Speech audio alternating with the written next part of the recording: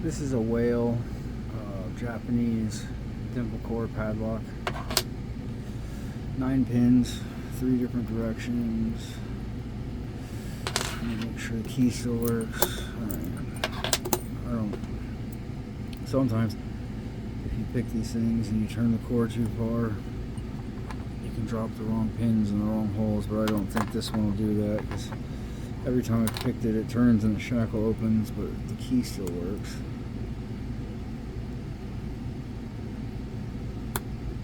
So there's 3.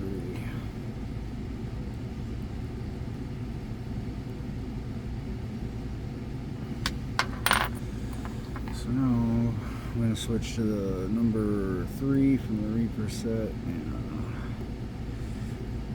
see about this front pin, which is set kind of high and I keep slipping off of it.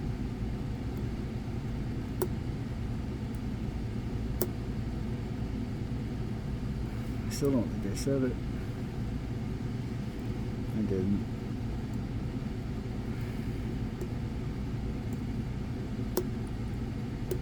There we go. We might have got it that time.